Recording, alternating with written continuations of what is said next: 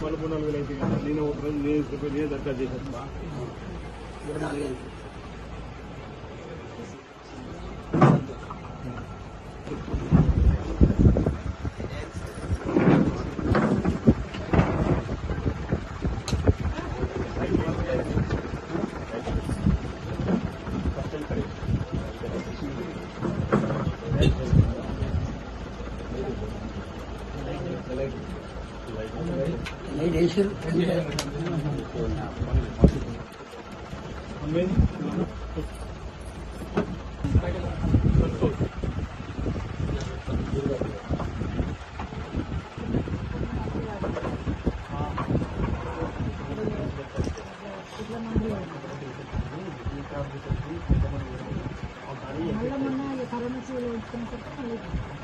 చెట్ల మందులు ఎక్కువ వాడేది.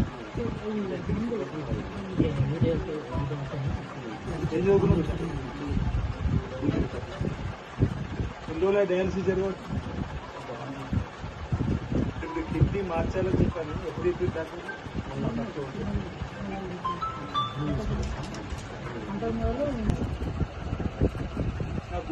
నాకు వచ్చింది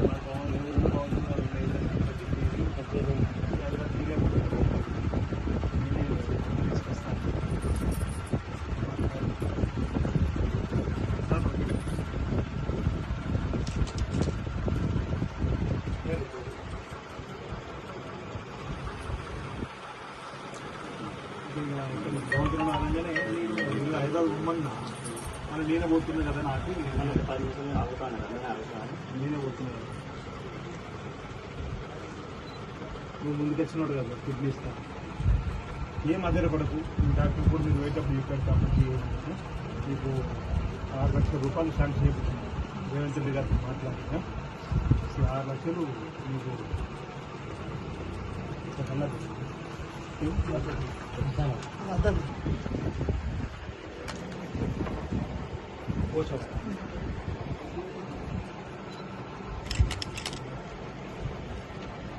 మీకు ఇంకా ఏం ఇబ్బంది పడకూడదు. చూద్దాము 5 లక్షలు అయిపోతుంది అనుకుంటున్నాయి. అయితే మీకు ఇప్పుడు ఎన్నడవుతారు సుబ్రహ్మణ్యం గారు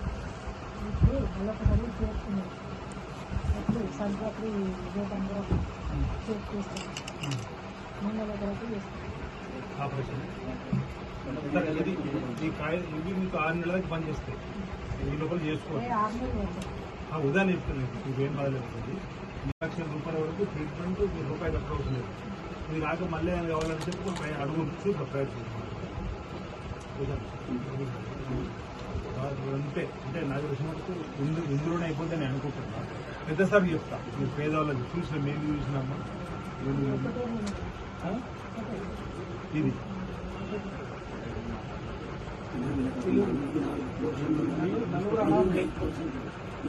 నేను రాత్రి వద్దాం అనుకుంటున్నా గారు. మీ ఫోన్ రావట్లేదు. నేను రాత్రి 9 గంటలకు వచ్చినప్పుడు ఒక మాట చెప్పేసి ఫోన్తో నైట్ వద్దాం అనుకున్నాను. మీ ఫోన్ రావట్లేదు. టెక్నాలజీ జరిగింది. మంచి డాక్టర్ ఉన్నారు. మీరు చెప్పాలని గవర్నమెంట్లో గురి చెప్పిన రేవంత్ రెడ్డి గారు కూడా ఇలాంటి వాళ్ళకి మనం సేవ చేయాలి, సహాయం చేయాలి. అందుకు 6 లక్షలు తీసుకొని వచ్చిన ఇబ్బంది ఏంటంటే ఆయన చేతిలో ఆయనకి జాగ్రత్త తీసుకోవాలి. డాక్టర్లు ఎప్పుడు ఎందుకంటే కాపాడుకోవాలి. ఎప్పుడు ఇరిగింది?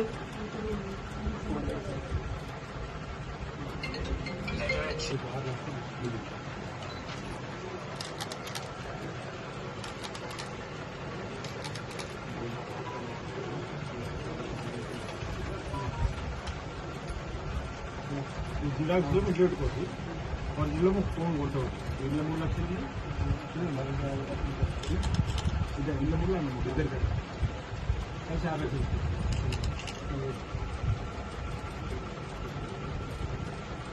మీకు ఒకవేళ ఇవి ఇచ్చిన తర్వాత ముందు చేస్తాడు ఇక్కడ ఏం కదా.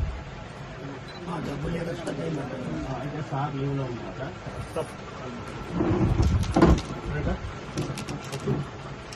ఇప్పుడు చెప్తుందా